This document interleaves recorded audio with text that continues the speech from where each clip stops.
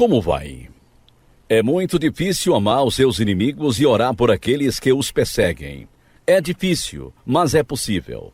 Peter e sua esposa nos mostram nesta história que é mais fácil fazer estas coisas quando seu coração, mente e vida têm as algemas quebradas.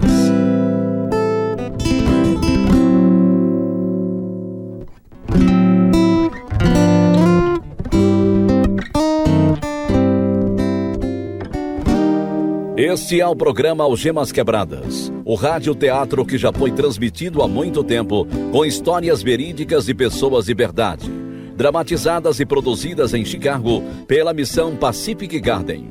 Desde 1950, essas histórias dramáticas vêm iluminando as trevas com a verdade que livra as pessoas do engano.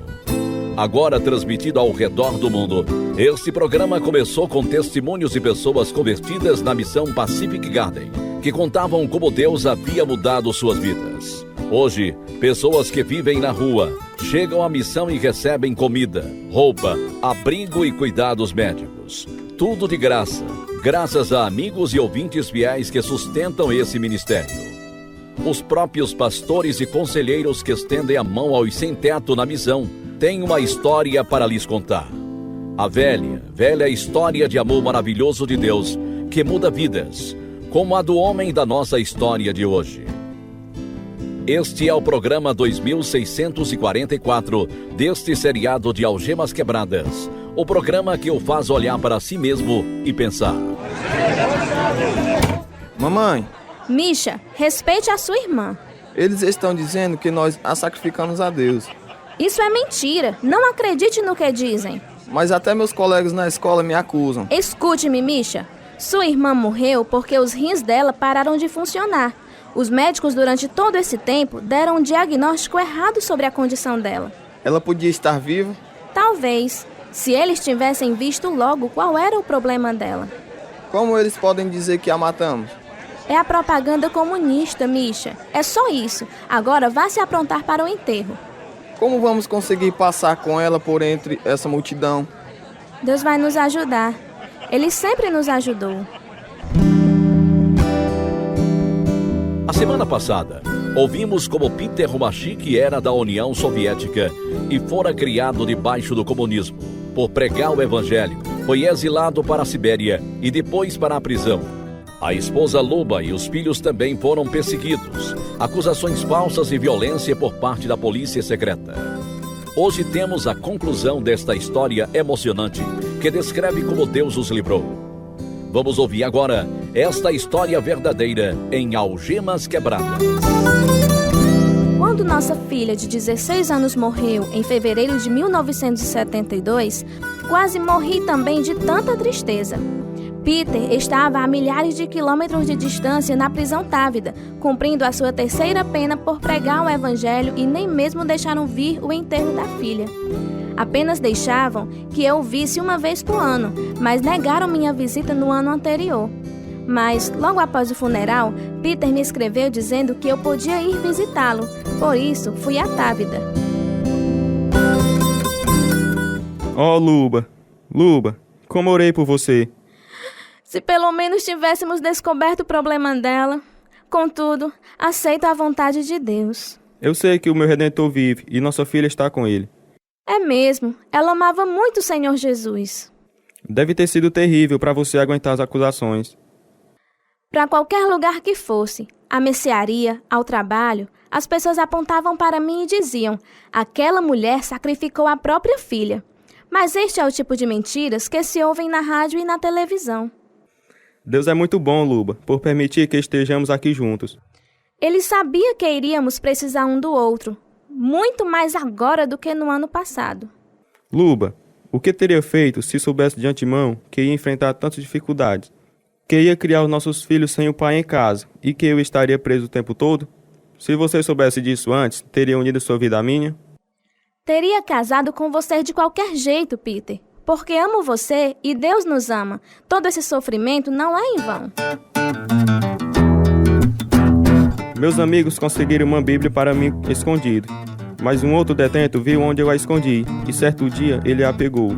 Vi os homens em pé, em grupos, lendo o livro proibido. e sabia que a palavra de Deus não voltava para ele vazia, mas cumpriria o seu propósito.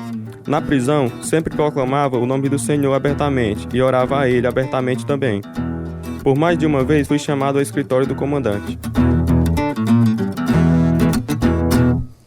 Rumitik, ouvi dizer que você ainda está falando sobre seu Deus. Por que não posso dizer aos outros o que ele fez por mim? Se não parar de falar sobre seu Deus, vamos mantê-lo preso pelo resto da sua vida. Se esta for a vontade de Deus, assim seja. Se negar sua fé em Deus e escrever isto para nós, poderemos reavaliar o seu caso e soltá-lo.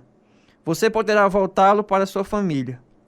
Nunca faria isso, porque ser livre sem Deus é prisão, mesmo com minha família. Temos o poder. O que você tem ao seu lado? Conheço o Deus vivo, que me ama e deu sua vida por mim. Jamais poderia negá-lo. Muito bem. Então cumpra a sua sentença. Sente-se aí e apodreça. Cumpri os 3 anos da sentença e voltei para minha casa durante 2 anos. Fui investigado novamente pelo promotor público, a fim de preparar a acusação deles contra mim. Eles revistaram nossa casa, leram tudo o que tinha e os expunha a verdade de Deus. O julgamento foi outra oportunidade de falar sobre o Senhor Jesus.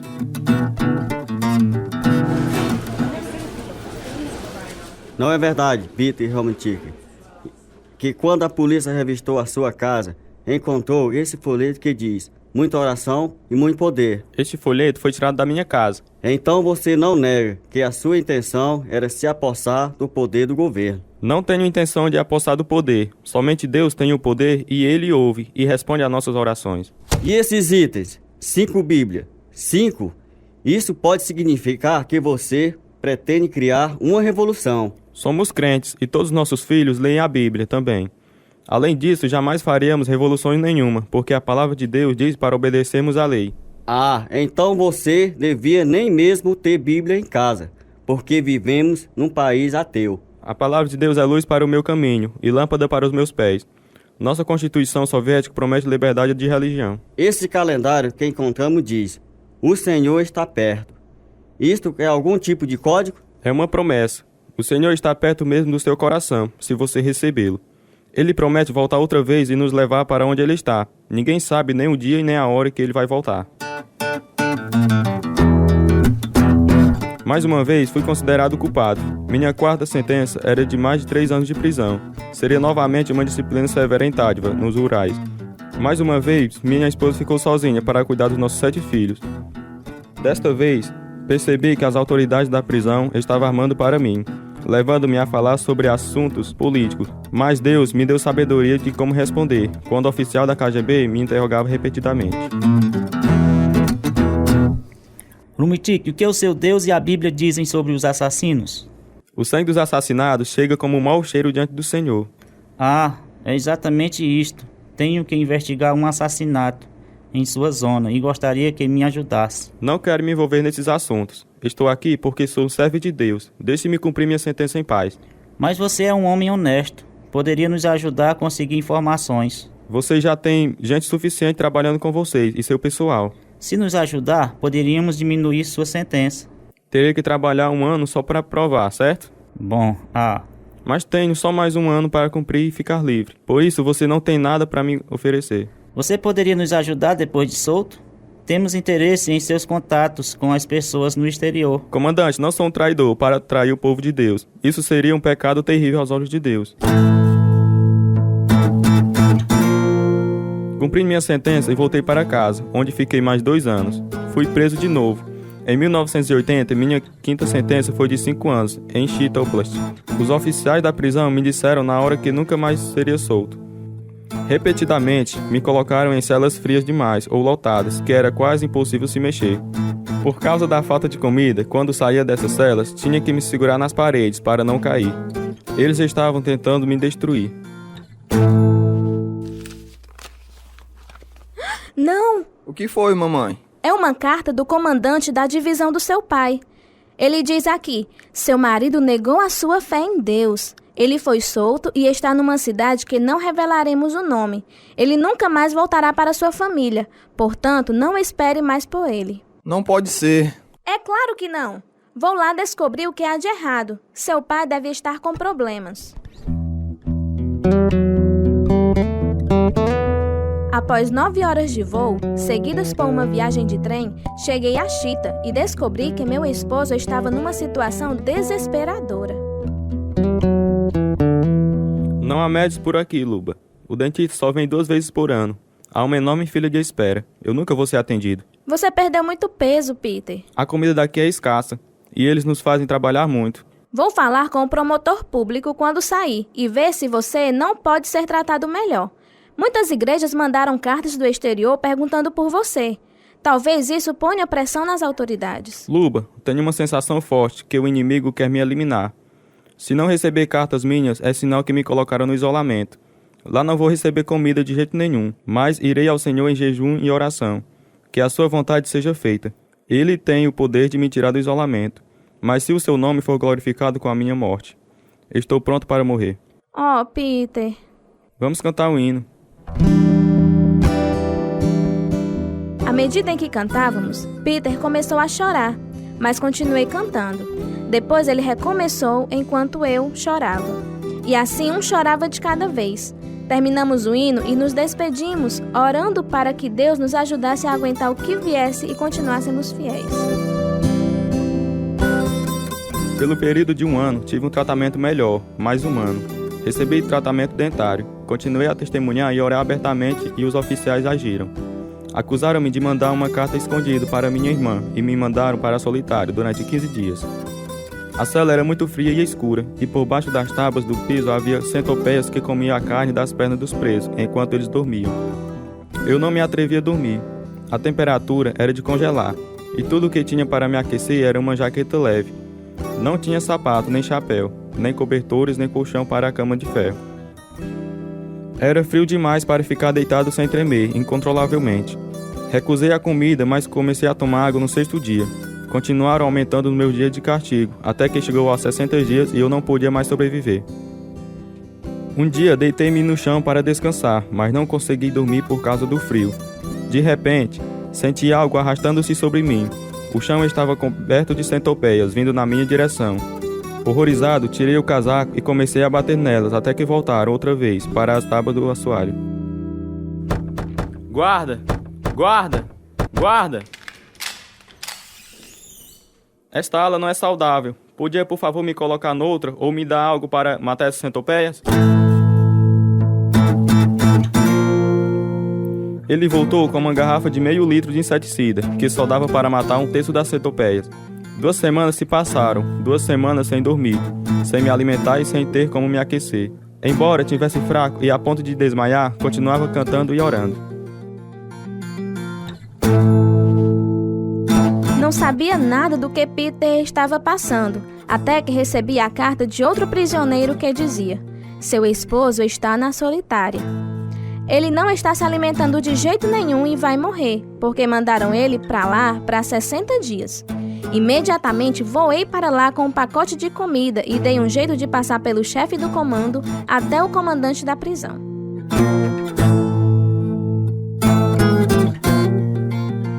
Por que a senhora acha que estão tentando matar o seu esposo? Porque somos crentes e amamos o Senhor Jesus. Há uma guerra contra as nossas convicções, mas eles não podem matar a nossa fé. Não importa o que façam, por isso vão eliminando as pessoas. Não consigo acreditar nisso.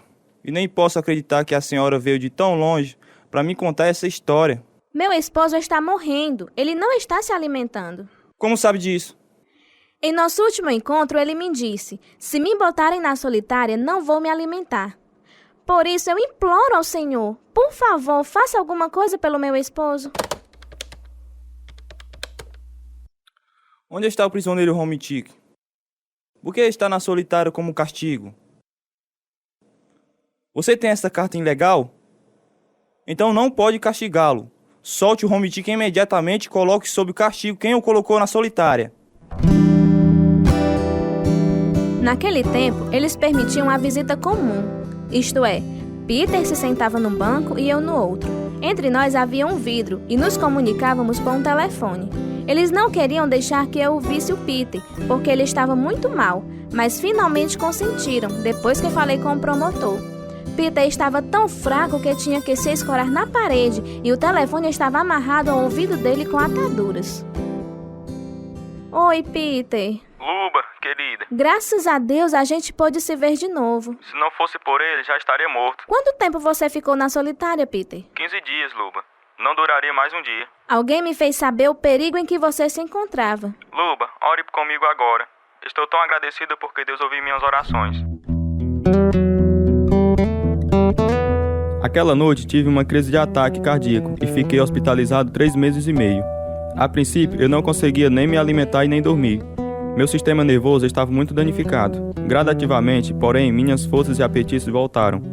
Quando voltei à prisão, soube por um prisioneiro que novas acusações estavam sendo tramadas contra mim.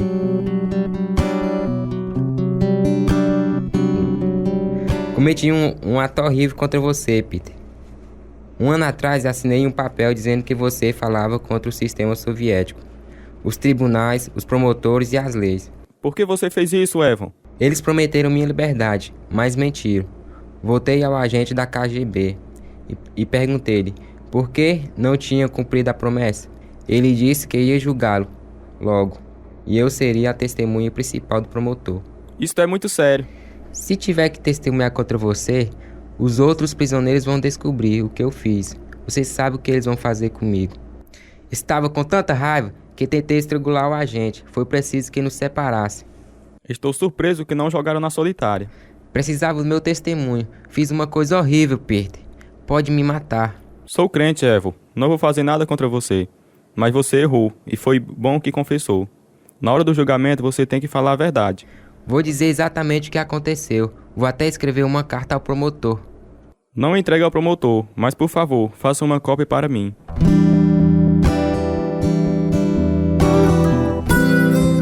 Mandei cópia dessa carta a vários promotores, o que causou grande comoção. Mas eles negaram que planejavam um julgamento e me acusaram de difamação. Minha sentença de 5 anos estava chegando ao fim, e a essa altura faltavam apenas 6 dias. Esperava ansioso para voltar para minha família outra vez. Remendei o terno do meu esposo para quando fosse solto e fiz um pacote com comida. Então Pavel, nosso filho, e eu voamos para Chita, para o dia glorioso em que Peter receberia a liberdade. Compramos flores numa feira e fomos à prisão. Ficamos na sala de espera e lá recebemos as más notícias. Mamãe, o que há de errado? Eles não vão soltar o seu pai. Mas ele já cumpriu a sentença. Ele não está nem aqui. Levaram-no para outra cidade. Estão acusando seu pai de mais coisas.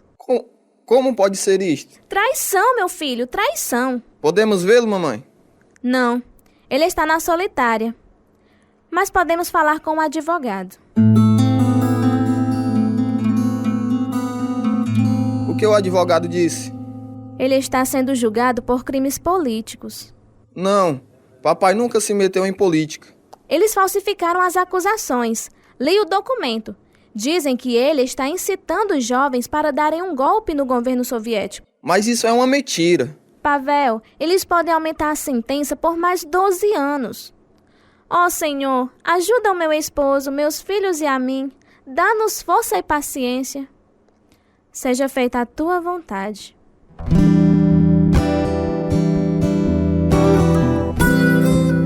O julgamento levou mais de um mês e Luba estava lá a cada dia.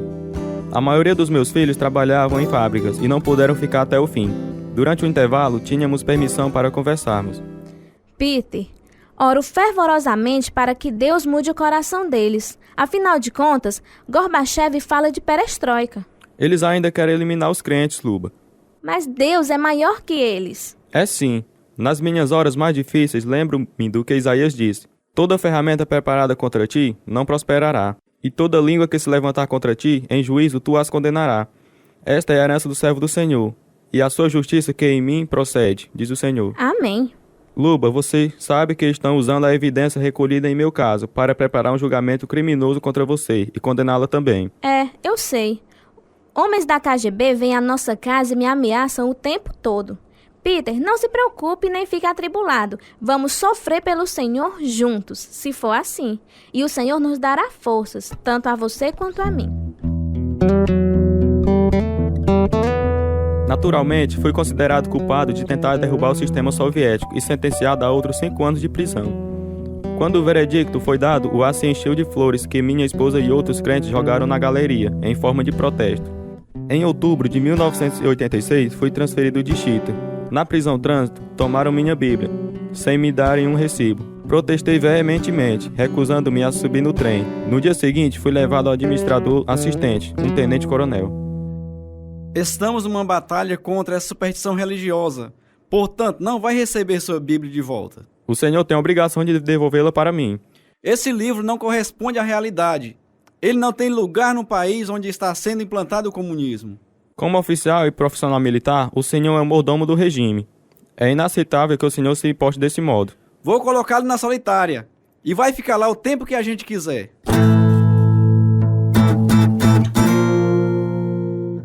Ao invés de me mandarem para a solitária, os guardas me colocaram numa cela bem pequena, onde fiquei sentado, sozinho durante 1 hora, orando e pensando no que iria acontecer a seguir. Eles me levaram de volta ao escritório do tenente, que estava ao lado da minha Bíblia, sobre a escrivaninha. É esta a sua Bíblia? É minha, sim. O tenente aqui estava envolvido na busca quando foi encontrada.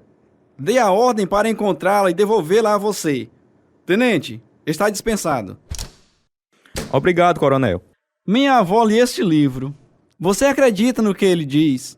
Que Jesus é o Filho de Deus? Com certeza. Sua divindade foi comprovada por seus milagres, pelo cumprimento de todas as profecias sobre ele e por sua ressurreição dentre os mortos. Minha avó acreditava nessas coisas. Ela falava muito sobre Jesus.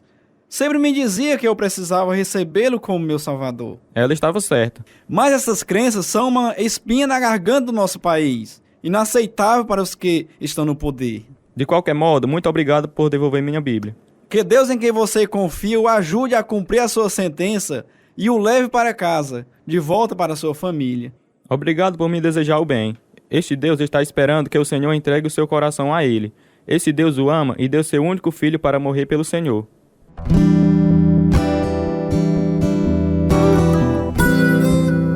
Separamos-nos em paz. Ele até apertou minha mão. Continuei meu trânsito a Sverdlovsk, onde um guarda me chutou para fora do trem, machucando minha perna. Deus usou esse acidente para me fazer descansar numa cela isolada, onde lia a Bíblia e testemunhava ao guarda que guardava o portão da prisão. Então continuei até a prisão Perm, onde me deixaram em isolamento durante 12 dias. Como aviso do que me guardava se orasse abertamente ou falasse sobre Deus. Um dia fui chamado no escritório do comandante. Orou hoje? Orei, como faço todos os dias. Já lhe dissemos que o colocaremos na solitária, se continuar a orar. Esta manhã, você não respondeu quando o guarda chamou seu nome. Ouvi alguém chamando meu nome, mas não sabia que era o guarda. Estava orando naquele momento, a Deus, o Criador do Universo. Por que orou hoje? Em desobediência direta às nossas regras, vamos mandá-lo para a solitária. Assine este papel, admitindo as acusações. Só assino se puder explicar as razões. Assine-o. Não, recuso-me a assiná-lo. Então o guarda vai assinar por você e levá-lo para a solitária. Mais uma vez, Deus interviu. A temperatura estava 50 graus abaixo de zero e os caldeirões que aqueceu estavam com defeito. A menos que fosse consertado, todo mundo morreria congelado. Eu era o único com capacidade para fazer o conserto. Por isso não fui para a solitária. Mas eles não entregavam toda a correspondência que chegava para mim.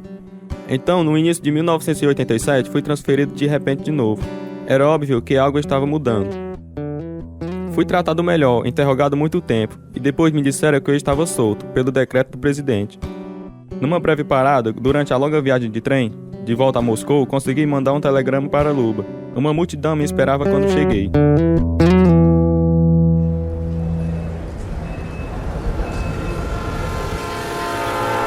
Louvado seja Deus, Peter! Louvado seja Deus! Papai, não consigo acreditar que o Senhor está aqui de verdade. Deus é fiel, meu filho. Olhe, todos os meus filhos estão aqui. Obrigado, Senhor. Como foi que isto aconteceu, papai? Então, de repente... Deus responde às orações, mas no tempo dele. Perestroika. Foi Deus também. Ele também muda o coração dos homens, como um rio. Assim, a junta governamental da União Soviética criou uma nova lei que me dava liberdade. Outros crentes estão sendo soltos também. Está vendo? Ainda tenho a minha Bíblia. E aqui algumas latinhas de peixe que me deixaram comprar na cantina da prisão. Jornais. Eles deixavam que pegássemos quantos jornais quiséssemos. Sabia que algo estava acontecendo, antes mesmo de nos dizerem. Deus é fiel. É sim, é uma longa história que vou contar por toda a eternidade.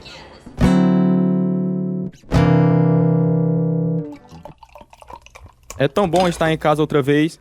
Talvez seja o fim deste pesadelo, Peter. O promotor me pediu para assinar um documento dizendo que não me envolveria em atividades políticas. Como se o senhor fizesse isso?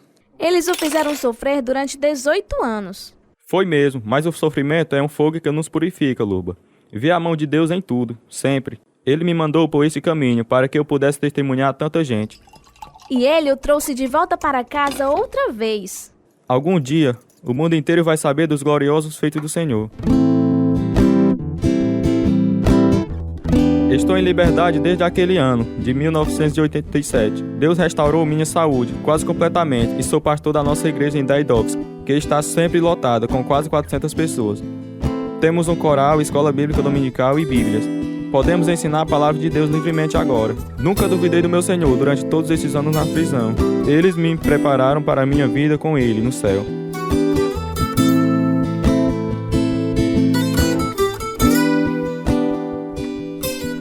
A Bíblia tem muitos versículos que descrevem o caminho para o céu. Inclusive, 1 João capítulo 5, versos 11 e 12. E o testemunho é este, que Deus nos deu vida eterna, e esta vida está em seu Filho. Quem tem o Filho tem a vida. Quem não tem o Filho de Deus não tem a vida. E para receber este presente da salvação, ore comigo assim: Senhor, estou perdido e não posso me salvar por mim mesmo. Obrigado por mandares Jesus para abrir o caminho para mim. Obrigado, Jesus, por morreres no meu lugar, dando-me perdão e vida eterna. Vem morar em meu coração e na minha vida agora mesmo. Ajuda-me a viver para ti. Oro em teu nome. Amém. Por favor, avise-nos se você fez esta oração. Nosso endereço é Algemas Quebradas, Caixa Postal 1, CEP 62.200, Nova Russas, Ceará, Brasil. Nosso telefone 0 operadora 88 3672 1050. Nosso e-mail é algemasquebradas@hotmail.com. E o site é www.algemasquebradas.com.br. Este é o programa de número 2644. Fizeram parte desta história verdadeira os seguintes atores: Antônio Carlos, Francisco Silva, Gerlan Souza, Ismael Silva, Kim Alves, Letícia Alves, Maírlon Souza, Marcos Elano e Silas Alves. Direção: Lina Golsen. Produção: André e Natan Golsen. Música: Ismael Duarte e Heriberto Silva. E eu sou George Hércules. Algemas Quebradas foi gravado nos estúdios da Rádio Ceará, Nova Russa, Ceará, Brasil.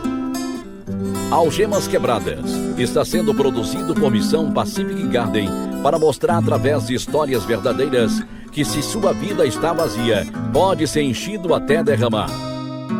O endereço é Missão Pacific Garden, 1458, Sul Canal Street, Chicago, Illinois, 60607, Estados Unidos. O nosso endereço em Brasil é Algemas Quebradas, Caixa Postal 1, CEP 62.200, Nova Russas, Ceará. O e-mail é algemasquebradas@hotmail.com. E o site é www.algemasquebradas.com.br.